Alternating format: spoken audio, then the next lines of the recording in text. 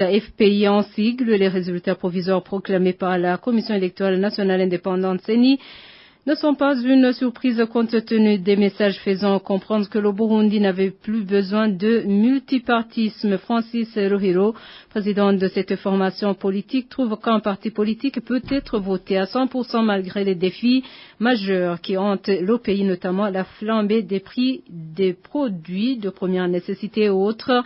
Francis Rohiro, président de cette formation politique, fait savoir que son parti continuera ses programmes. On l'écoute.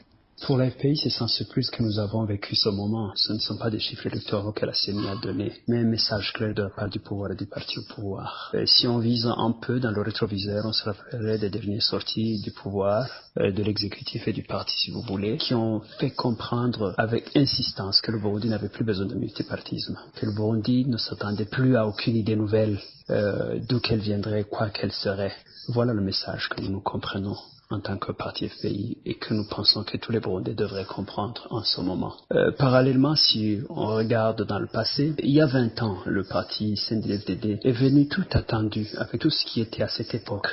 Je rappelle que le dollar était à 1000 francs. À cette époque, le CNDD-FDD a eu 58% des suffrages. Aujourd'hui, avec tout ce qui s'est passé, le dollar à 7500, je ne parle pas des impôts et des taxes, je ne parle pas des prix, de tout ce qui est aujourd'hui lamentable. Le parti se sent à 100% d'amour populaire. Quel narcissisme!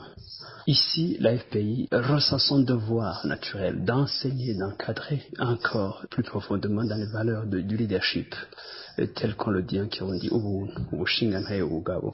Les valeurs sans lesquelles notre politique ne saura jamais être capable de restaurer ce pays, un pays digne.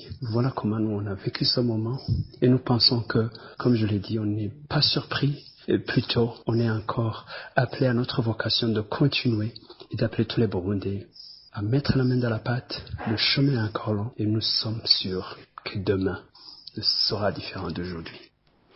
Francis Rohiro, président du